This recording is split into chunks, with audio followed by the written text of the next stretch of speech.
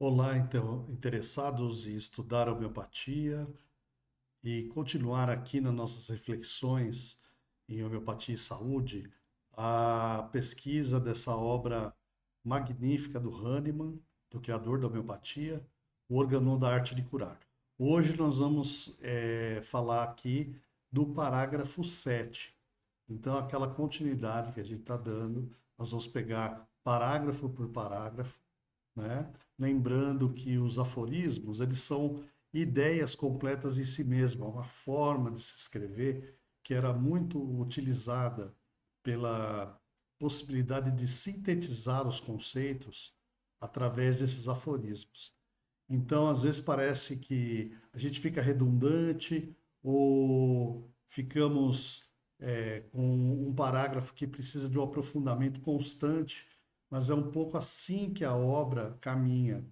Ela caminha sintetizando o conhecimento e ampliando ele passo a passo, conforme nós necessitamos aumentar a nossa visão sobre o que a gente está falando. E aqui, então, no parágrafo 7, nós já estamos numa continuidade em direção a algo central na homeopatia, que é o conhecimento do sintoma. Então, se a gente não aprender isso, e o Hahnemann, então, ele vai reiteradamente colocar para a gente essas questões, né, a gente não vai conseguir escutar o paciente, retirar o sintoma característico da anamnese e comparar com o sintoma do medicamento, que é propriamente a técnica homeopática que ele vai explicar com rigor, tá? Então, aqui nesse parágrafo 7, nós vamos seguir um pouco nessa exposição, como o Hahnemann coloca. Meu nome é Walter Soy Canoas, eu sou médico homeopata há mais de 35 anos, sou também terapeuta e cofundador do Instituto Verde de Homeopatia e Desenvolvimento Humano. E nós vamos fazer esse trabalho de refletir sobre a obra máxima do Hahnemann, o Organon da Arte de Curar. Então, esse é possível adquirir. Aqui é uma foto do livro em português. É uma tradução da sexta edição do órgão, que é a última que o Hahnemann deixou corrigida, tá? Então, a gente pode obter esse livro com facilidade e podemos fazer esse estudo aprofundado, então, como nós estamos propondo, reflexões. Não vamos fechar o assunto, vamos expandir, abrir os nossos conhecimentos. Então, iniciamos aqui pela leitura e a gente vai, aos poucos, construir esse conhecimento que está aqui no parágrafo 7. Então, ele começa: como em uma doença a respeito da qual nada se apresenta a afastar da causa que manifestamente a ocasione ou mantenha, causa occasionalis, não se pode perceber nada além dos sintomas. Então aqui o Hahnemann já vai fazer um recorte, né, do que é importante para o médico homeopata e depois nós vamos refletir por que isso se demonstra na verdade. Porque pode parecer, numa primeira instância, que aquilo que a pessoa está relatando ou que ela apresenta como um sinal clínico não é a expressão da doença, não é aquilo que a gente tem que ver. E que a gente sim tem que examinar, como ele já vinha falando no parágrafo 6, né? Como a medicina arruma hoje, por exemplo, buscando no recôndito escondido do interior do organismo e negando totalmente aquilo que o paciente expõe como sintoma, né? E uma vez que esse sintoma subjetivo, esse sintoma da singularidade individual, é o que pode caracterizar a totalidade e individualizar o caso. Então, se a gente não atenta para isso, nós vamos fazer uma homeopatia simplista ou sintomática, puramente, imediatista, ou alopática, tentando enquadrar dentro do diagnóstico. Então, ele já coloca essa relação com a causa ocasionalis, que a causa ocasionalis é importante, e nós vamos ver por quê, mas que ela não é o mais importante, que o mais importante, na verdade, são os sintomas. Então, aqui vamos trazer a nota explicativa e a causa ocasionalis, ele está explicando aqui, nessas circunstâncias, no parágrafo 5 que nós já discutimos, mas que a gente pode retomar em outro momento, pode também assistir o vídeo que eu já postei, né? Mas que aqui nós vamos dar uma continuidade um pouco no raciocínio dele através dessa nota, que diz: entende-se que todo médico inteligente afastará primeiramente a causa. Assim, o mal-estar geral se cessa espontaneamente. Ele removerá, dá exemplos, né? Removerá do quarto flores cujo perfume forte provoca desmaio, acidentes histéricos.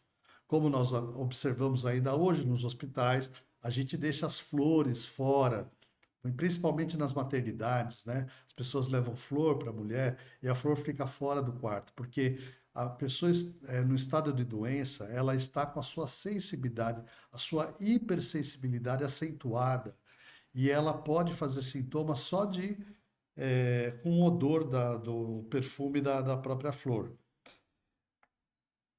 Por exemplo, removerá da córnea o corpo estranho que causa inflamação do olho, tirará do membro ferido o aparelho muito apertado que causa gangrena e aplicará um aparelho mais adequado.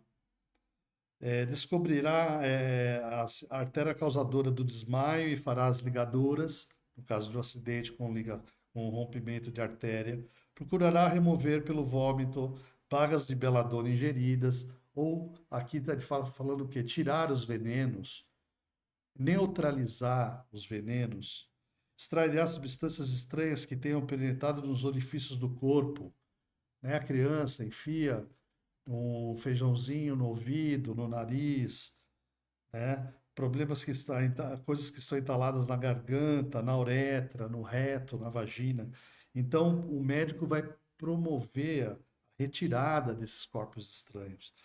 Triturará o cálculo vesical, abrirá o ânus imperfurado do neonato e etc, etc, etc.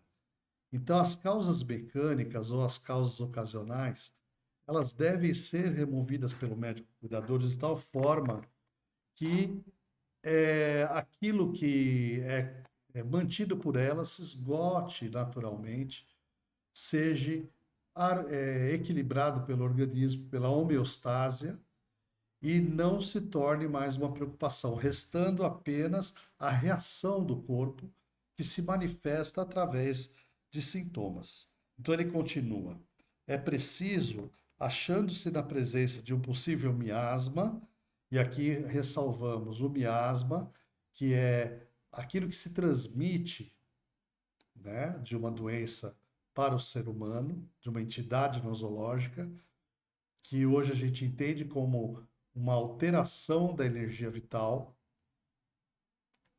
e observando-se as circunstâncias acessórias, como ele cita lá no parágrafo 5. Então, a gente pode retomar isso em algum momento. Que só os sintomas sirvam de guia na escolha dos meios próprios à cura. A totalidade dos sintomas, esse quadro da essência interna da doença refletida para fora, olha a importância, é o quadro da essência interna da doença refletida para fora, a expressão da doença através do indivíduo.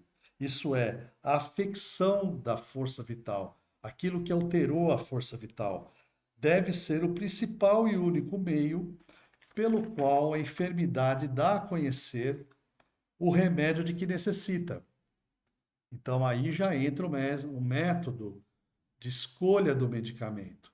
O quadro da totalidade sintomática é um quadro que nós vamos buscar no que o medicamento provoca no indivíduo são. Então, a gente vai encontrar o melhor remédio possível nesse medicamento semelhante. O único meio que determina a escolha do medicamento mais apropriado, ou seja, em suma, a totalidade dos sintomas, deve ser para o médico a principal, a única coisa que ele deve conhecer em cada caso de doença e remover pela sua arte, a fim de curar a doença e transformá-la em saúde. Então, veja como ele enfatiza de todas as formas possíveis a importância de trazermos o quadro da totalidade da doença através de uma acurada anamnese, uma ausculta precisa, imparcial da confissão do paciente, mais aquilo que a gente pergunta, mais a cronologia dos sintomas, mas o conhecimento do terreno através do exame clínico e dos antecedentes mórbidos pessoais e familiares, né? Tudo isso unido a um diagnóstico homeopático, a gente vai poder, e isso vai ser bem estruturado por ele mais à frente, ter um quadro da totalidade sintomática que eu possa comparar com os remédios homeopáticos, os medicamentos homeopáticos experimentados no indivíduo são, e obter assim o melhor remédio para aquele paciente, né? Um remédio dito homeopático. Então ele segue aqui, tem uma nota, quando ele vai falar da totalidade, porque é um ponto central do conhecimento hahnemanniano. Deixa eu só dar uma ajustadinha aqui, menos, tá?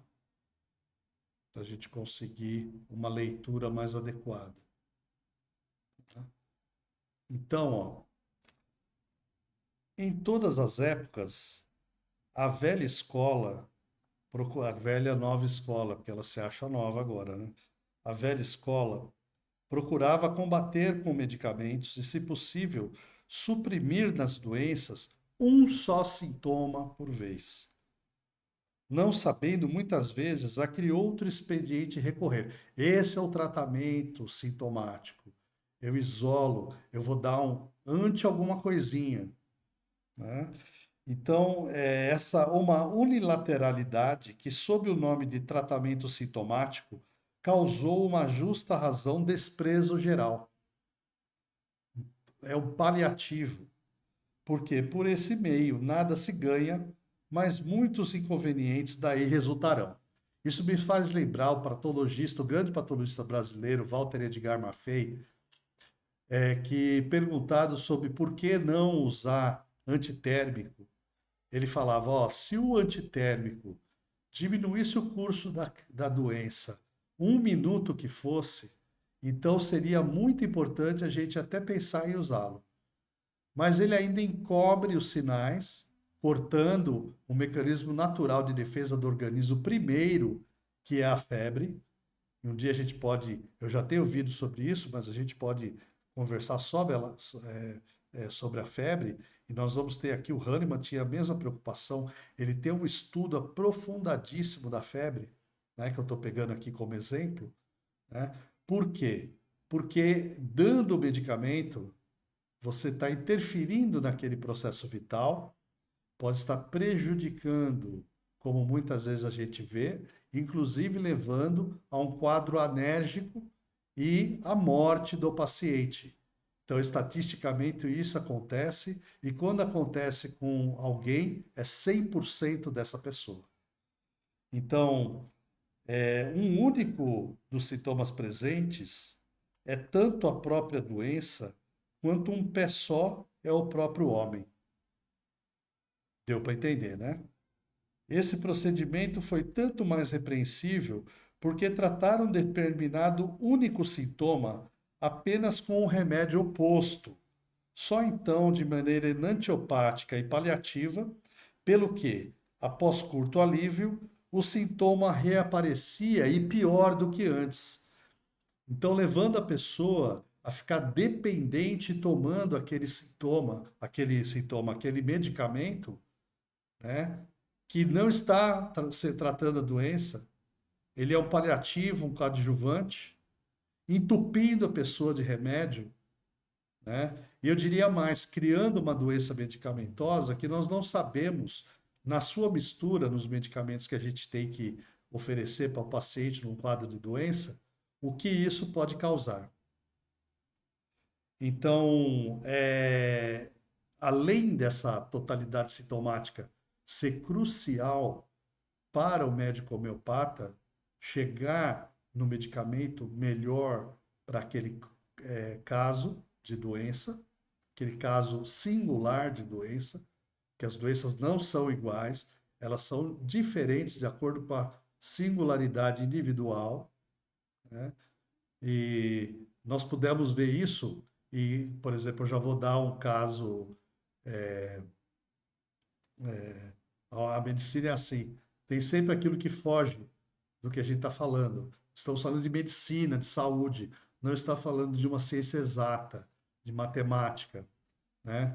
Então nós observamos aí, por exemplo, nas epidemias, e recentemente tivemos uma pandemia, né, onde todas as pessoas basicamente manifestavam um quadro único, porém individualizado ao infinito. Tantos foram os medicamentos, a, a, a, as formas de manifestação dessa é, epidemia, quantos são os indivíduos. O que torna o quadro individual, né? Mas também torna, na sua repetição, um quadro claramente observável e que é coberto por poucos medicamentos, e a gente pode escolher um único medicamento como protetor, como gene epidêmico. Então, essa genialidade do Hahnemann vai estar mais para frente nos nossos estudos, né? Então, aqui a gente pode perceber como é importante a reflexão das bases da homeopatia, porque ela pode vir a auxiliar a medicina como um todo, porque ela faz uma observação da reação vital, que é esse sistema de defesa que atua no organismo, a vis medicatrix naturae, né? Aquilo que hoje nós sabemos está ligado a um mecanismo de defesa homeostático, então é uma autorregulação que o organismo tem de buscar o seu equilíbrio através de uma reação contrária, que é o que ele sabe fazer. Então aí vai ficar mais fácil a gente entender porque o método homeopático é o método que cura e o método enantiopático, né? Ou o método da alopatia, que é o diferente, tá? Não funcionam como cura, funcionam como paliativos ou como bloqueantes, né? E vão impedir, muitas vezes, criar uma doença pior, ou suprimindo, ou através da criação de uma doença medicamentosa. Então, a gente conseguiria compreender melhor também para aperfeiçoar o tratamento da velha escola, né? Como a gente vê hoje preconizado, né, nos diversos centros de saúde, hospitais, em protocolos rígidos que tentam encaixar as pessoas no protocolo, desprezando totalmente a totalidade sintomática, né? Hoje mesmo recebi a ligação de uma paciente que está morando no interior e que eu pedi para acompanhar junto com o médico de lá para ele poder examinar, e ela estava indignada porque o médico recebeu ela, entre receber e passar a consulta, não deu 5 minutos, né? Então, nós sabemos que 5 minutos escutando uma pessoa é possível você chegar em uma coisa que é essencial para aquele momento. Esse estudo já foi feito por a Enid Balint, e é muito importante esse estudo, porque ela comprova que se a gente dedicar 5 minutos para o paciente, é extraordinário. Mas não é. Entre ela ser recebida e receber uma receita preenchida e um tchau, né? foram menos de 5 minutos.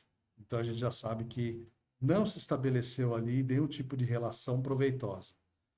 Então, nós queremos a singularidade que aquele paciente está trazendo para nós. Nós queremos a, a expressão da sua totalidade e a gente tem que entender como, na sequência, nós vamos poder confirmar que isso só pode ser obtido através da totalidade sintomática. A totalidade sintomática expressa a ficção total da energia vital e da reação vital desse organismo. Então, eu queria deixar por aqui um agradecimento a todos que estão acompanhando e que a gente possa seguir com as nossas reflexões. Em algum ponto também a gente pode buscar uma certa troca também, né, que é muito mais difícil, porque aqui eu estou expondo, jogando para cima de vocês uma observação, né, em cima de um texto escrito pelo Hahnemann há algum tempo, que nós precisamos trazer esse entendimento para o que nós temos de mais moderno hoje, que é a patologia e o ramo mais importante da patologia, que é a imunopatologia. Aquilo que vai realmente mostrar para a gente, né, os mecanismos de defesa que atuam dentro do nosso organismo, né, e essa totalidade aonde está sendo produzida no nosso organismo na energia e na produção da energia vital. Daí isso aí que vai ficar uma coisa um pouco mais inteligível. Então sigamos, tá? Eu agradeço a todos que estão acompanhando e até um próximo vídeo.